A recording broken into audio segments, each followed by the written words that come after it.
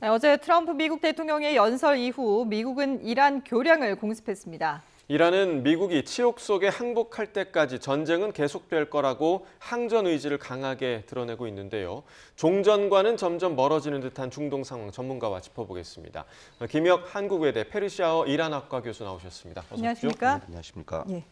자, 어제 트럼프 대통령의 연설 이후에 바로 또 이란이 이스라엘을 공격을 하기도 했고 또 더 과격하게 파괴적인 공격을 하겠다라고 이제 결사 항전의 의지를 더 한 번 더 밝혔는데 실제로 이제 이란 혁명수비대가 바레인에 있는 그 미국의 IT 기업들 빅테크를 공격했다라는 소식도 들려오고 있습니다. 지금 이란은 어쨌든 반격을 계속하겠다 이런 입장으로 봐야 되겠죠.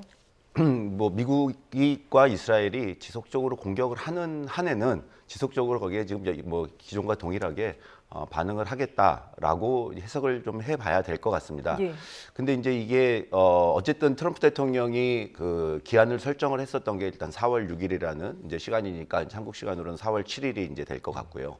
그러면은 4월 7일을 기점으로 해서 아마 조금 더 공격을 강하게 밀어붙이면서 결국 어제 트럼프 대통령의 이 연설은 어떻게 보면은 이제 최후 통첩을 이란에게 하는 좀 그런 형태였던 것 같습니다. 어차피 트럼프 대통령이 4월 28일 전에는 어쨌든 의회의 승인을 받지 않은 상태에서 전쟁을 끝내야 되는 이제 기한도 설정되어 있고 아직 이스라엘 측에서 얘기를 했던 우리는 한 3주 정도나 남았다라고 한 게 이제 지난주였기 때문에요. 그 시점이랑 거의 이렇게 궤를 맞춰 보면 거의 한 4월 한 20일 전에는 아마 이 전쟁을 이제 좀 마무리하려고 하는 그런 모습인 것 같습니다. 예.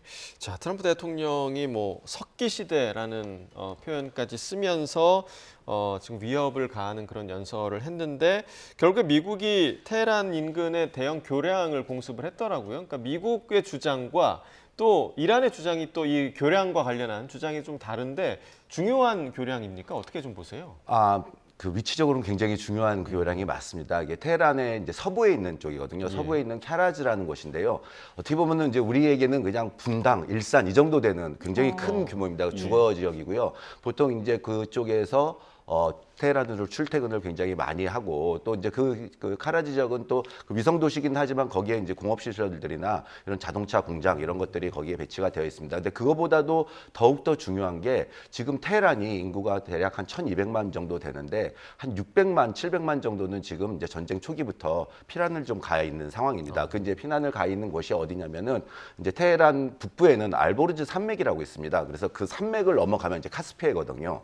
그래서 그 카스피해로 거의 한 700만 정도의 테헤란 시민들이 이동을 해 있는데 그 테헤란에서 그 카스피해로 가는 그 길의 길목이 바로 오늘 그 타격을 맞은 지점입니다. 물론 지금 이제 저 교량 같은 경우는 지금 현재 이제 이란 측 입장에서는 이제 건설 중이라고 하고요. 실제로 네네. 건설 중인 게 맞습니다. 아직 개통이 되지는 않아가지고 뭐 민간인들이 바로 피해를 받지는 않았지만 문제는 이제 그게 무너지면서 그 아래쪽에 있는 많은 사망자도 많이 발생을 했고 한 100여 명 정도의 사상자가 이렇게 발생을 좀 한 걸로 봐서는 이게 이제 공격의 대상이 이제 뭐 다 무너뜨리고 뭐 이제는 민간 인프라 시설로 좀 옮겨가는 부분이 상당히 좀 우려스럽습니다. 실제로 말씀하신 것처럼 미국이 지금 이제 다음 공격할 목표를 찾지 못해서 뭐 어려움을 겪고 있다라는 얘기도 들리고 있는데 지금 이제 화면에 공사 중인 모습도 보이거든요. 근데 앞서서 이제 그 트럼프 대통령이 석기 시대라는 그 표현이 이전 전쟁에서도 심심치 않게 썼던 그런 뭐 표현이라면서요. 트럼프 대통령이 처음으로 썼던 얘기는 아닌 것 같더라고요. 그리고 이 91년도에 있었던 이제 걸프전에서도 사용이 됐던 용어고 이제 60년도 초반에 있었던 이제 베트남전에서도 미국 측에 의해 가지고는 이제 이런 언급을 좀 했던 걸로 이제 나와 있습니다. 근데 이제 문제는 이제 이런 언급을 한 이후에 이제 공격의 강도가 굉장히 높아졌다라는 부분들. 그렇죠. 이제 이 부분이 좀 이제 지금 상황을 빗대어 본다면 좀 우려스러운 점이 아닌가 싶습니다. 예. 지금 일단은 교량을 공격을 하긴 했는데 지금 뭐 트럼프 대통령이 이란 초토화하겠다 지금 공언을 해놓은 만큼 그러면 이제 다음 표적은 또 어디가 될까? 뭐 발전소라고 언급을 하기도 했는데 어디가 될 걸로 좀 예상이 되세요? 사실은 뭐 그걸 예상하기는 뭐 좀 쉽지는 않겠지만 어쨌든 트럼프 대통령의 발언을 이제 보면 이미 그 어제 그 인터뷰에서도 트럼프 대통령이 본인이 다 이제 얘기를 했던 것처럼 이미 뭐 군사 시설이나 이런 핵과 관련된 시설들은 거의 다 이제 뭐 파괴를 시켰다. 이제 그렇게 되면은 이제 나머지 있는 것이 결국에는 발전소가 좀 문제가 될 것 같은데요. 네. 특히나 이제 발전소가 이란 같은 경우는 지금 5대 대도시가 있습니다. 그래서 뭐 중부 테헤란부터 해서 한 5대 대도시가 동서남북 그다음에 중앙에 있는 에스파한까지 해서 5대 대도시가 있는데 그 5대 대도시 주위에 있는 어쨌든 발전 시설을 만약에 타격을 하게 되면 사실은 가장 우려되는 거는 그 피해는 그러니까 오롯이 이란 국민들이 가져가는 거거든요. 이거 뭐 정부도 아니고 이제는 뭐 그 핵심 지휘 시설도 아니고 결국에는 이제 국민들이 지금 이런 전쟁 중에 이제 발전 시설을 또 이렇게 제거를 하게 되면은 사실은 그 부분이 가장 좀 많이 우려되기도 하고 안타깝기도 합니다. 예. 총 상황 알아보겠습니다. 앞서서 이제 그 미국과 이란의 강대강의 그런 그 공격들에 대해서 얘기를 해드렸는데 지금 이란이 반격하면서 미국의 피해도 만만치가 않거든요. 미국의 그 사우디아라비아에 있는 미국 공군 기지가 폭격을 당했을 때 이 레이더도 폭격이 됐고요.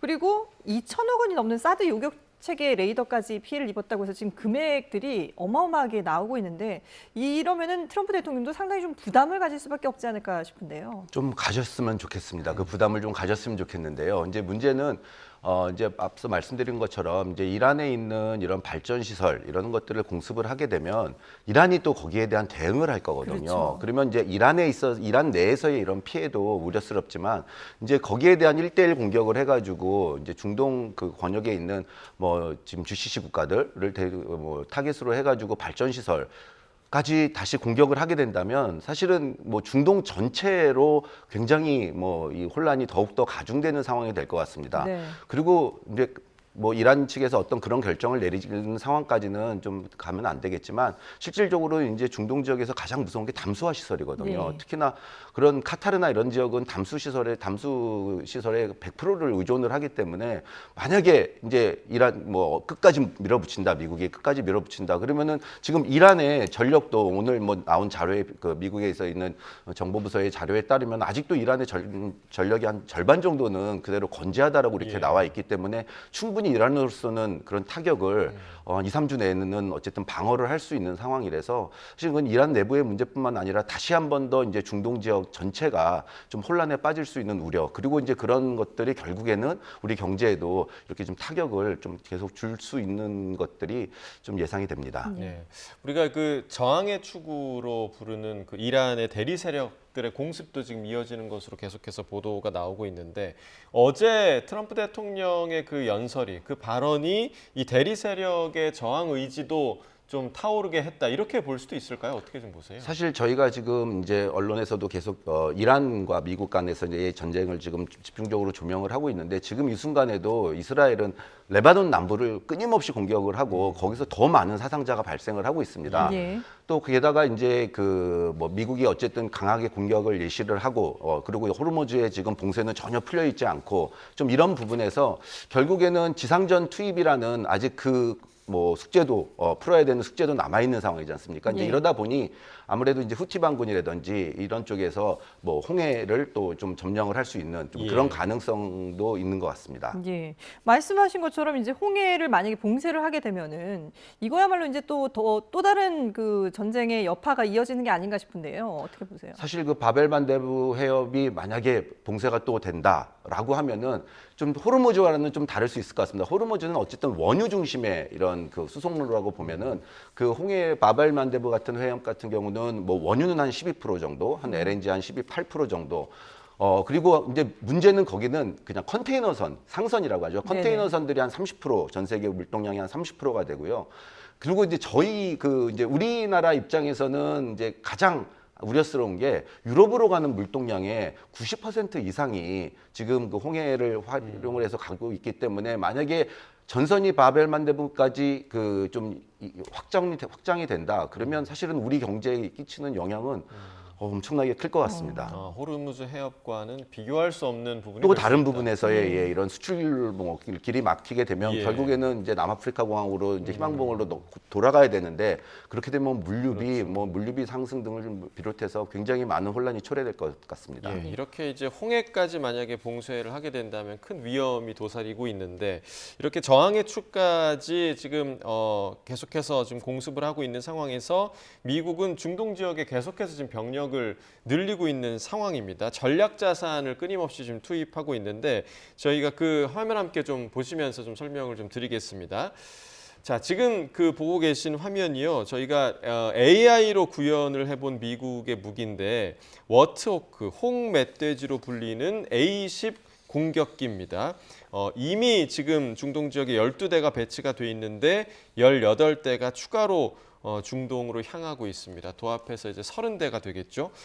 저고도 또 저속 비행이 가능해서 육상과 해상을 선회하면서 공격할 수 있어서 지상군을 지원하는 데 주로 투입되는 전력인데 자, 지금 그 뭐 A-10 홍멧돼지로 불리는 미국의 공격기입니다. 이게 얘기를 들어보니까 50년 된 기종이라고 하더라고요. 이렇게 노후된 기종까지 중동에 모두 투입을 하는 거. 물론 뭐 미국이 승리를 위해서 전력을 최고치로 지금 투입을 한다라는 해석도 가능하지만 그만큼 미국이 지금 쫓기는 입장이다. 이런 해석도 좀 가능할 수 있을 것 같은데 어떻게 좀 바라보세요?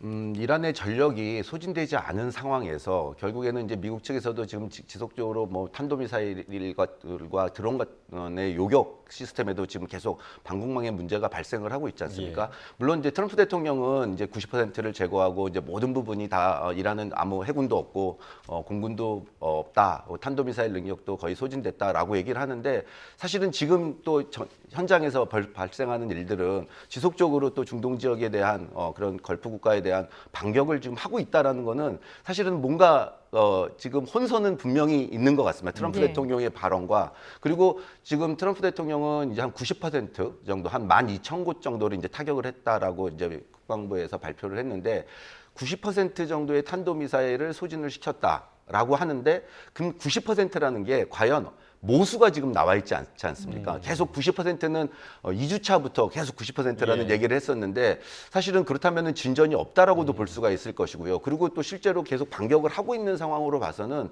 사실은 뭐 전투력으로 미국과 이란을 비교한다라는 거는 좀 문제가 있는 부분이긴 하지만 어쨌든 미군도 단기적으로는 어떤 뭐 요격 시스템에 대한 뭐 단기적 재고 부족이라든지 예. 이런 부분들은 충분히 있을 것으로 예상해 볼 수 있을 것 같습니다. 예.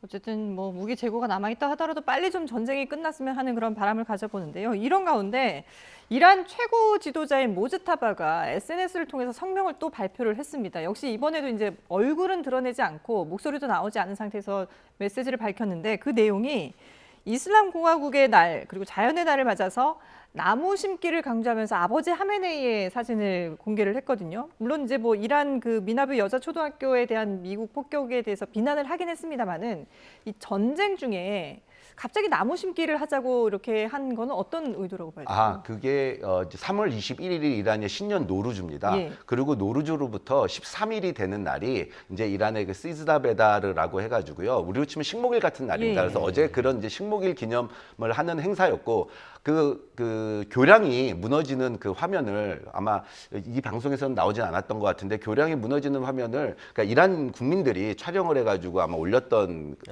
그래서 아마 SNS를 보신 분들도 시청자분들도 예. 많으실 텐데요. 그날이 식목일이었기 때문에 가족들이 바깥에 나가서 식목일 이제 그 기념을 해서 뭐 나무 심기를 하고 그랬던 상황에서 이제 찍혔던 상황입니다. 그러다가 그래서 찍었다는 예. 말씀이시죠? 그래서 이제 거기에 피해가 더 보면은 크게. 피크닉을 하고 있는 이런 모습들이 좀 보였던 것이고요. 네. 그리고 또 피해도 컸었던 네네. 거고요. 그런데 지금 무즈타파로의 지금 생존 이거는 아마 4월 8일 정도 되면 뭐 그날로 인해 가지고 조금 더 확신을 가질 수 있을 것 같습니다. 4월 8일이 하메네이가 사망한 지 40제가 되는 날이고요. 네. 또 이 40제에서는 뭐 하메네이가 뭐 이 전 지도자이기도 하지만 본인의 아버지였지 않습니까? 암살당한 아버지의 40제에도 참석을 하지 않는다라고 하면 사실 모즈타파는 당분간 이제 잘 공식석상에 나오지 못하는 상황으로 이제 좀 더 추측을 해볼 수 있을 것 같습니다. 근데 이게 모즈타파가 뭐 첫날 하메네이가 사망을 했고 모즈타파가 뭐 한 일주일 정도 이후에 선출이 되긴 했지만 지금 현재 모즈타파가 지금 이란의 어떤 작전 수행 능력이라든지 지휘 통제 이런 그 시스템에 있어가지고 큰 영향을 지금 끼치지는 못하고 예. 있는 것 같습니다. 그리고 이제 모즈타파는 아직도 그런 세습이라는 굴레를 벗어내지는 못한 상황이라서 모즈타파가 전면적으로 드러나는 것보다는 어쨌든 그런 순교 서사를 통해서 어쨌든 정신적으로 이념적인 상징으로서의 역할을 당분간은 해 나갈 것 같습니다. 예. 그러니까 지금 분석해 주신 대로 상징적으로는 그 신정국가 체제를 갖추고 있긴 하지만 네. 실질적으로는 지금 혁명수비대가 장악을 하고 있는 병영국가의 모델로 가는 거 아니냐. 그러니까 북한의 중동의 북한이 되는 거 아니냐. 이런 분석에 대해서는 좀 어떻게 보세요? 뭐 사실 뭐 이란과 북한을 굉장히 많이들 비교를 하십니다. 사실 그 이란 사람들이 제일 싫어하는 게 본인을 이란 자체를 북한과 비교하는 거는 제발 하지 말라고 그래요? 그 여기 이제 주한 이란 대사 쿠제치 대사님도 항상 그 얘기를 하시거든요. 예, 예. 왜 왜 한국에서는 예. 이렇게 북한을 자꾸 이란과 동일시하는지 모르겠다라고 물론 수교가 되어 있기 때문에 우리가 그렇게 생각할 수는 있지만 사실은 그 이란에서도 그 이 사람들이 물어볼 때 어디서 왔니? 그래서 그럼 한국이라 그러면요 항상 물어봅니다. 북한이니 북한이냐, 남한이니. 예. 근데 남한이라 그러면은 굉장한 호감을 내지만 북한이라 그러면은 본인들도 무서워합니다. 예, 그 정도로 북한에 대한 뭐 이제 이런 얘기들이 뭐 계속 언급이 되고는 뭐 있는 상황인 것 같습니다. 근데 네네. 더군다나 이제 그 트럼프 대통령이 최고 지도자 하메네이를 초반에 암살을 시키면서 아주 빠른 속도로 이란은 신정 체제를 없애겠다라고 전쟁이 시작됐는데 오히려 지난 한 달 동안에 이란은 세습 신정 군부 체제로 지금 아주 빠르게 전환을 하고 있습니다. 그리고 지금은 또 전시 상황이고 예. 그러다 보니까 이란 내에서 영향력을 가지고 있는 혁명 수비대를 중심으로 한 집단 안보 체제가 지금 작동을 국가를 운영하고 있는 것으로 보셔야 될 것 같고요. 그러다 보니 이제 이 전쟁이 끝난 이후에도 만약에 이란이 합의를 하지 못하고 빠져나왔을 경우 그리고 경제난을 해결하지 못했을 경우에는 어쨌든 국제사회로부터의 더 고립이 될 것이고 그러다 보면은 사실은 핵을 더 추구할 수 있겠죠. 예, 그러면 그런 모습들이 앞으로 나갈 수 있는 가능성들이 북한과 좀 유사한 그런 병영 국가로 좀 급속하게 전환될 수 있다라는 예측도 나오는 것 같습니다. 예, 알겠습니다. 자, 지금까지 중동 상황 김혁 한국외대 페르시아어 이란학과 교수와 함께 분석해봤습니다. 잘 들었습니다. 감사합니다.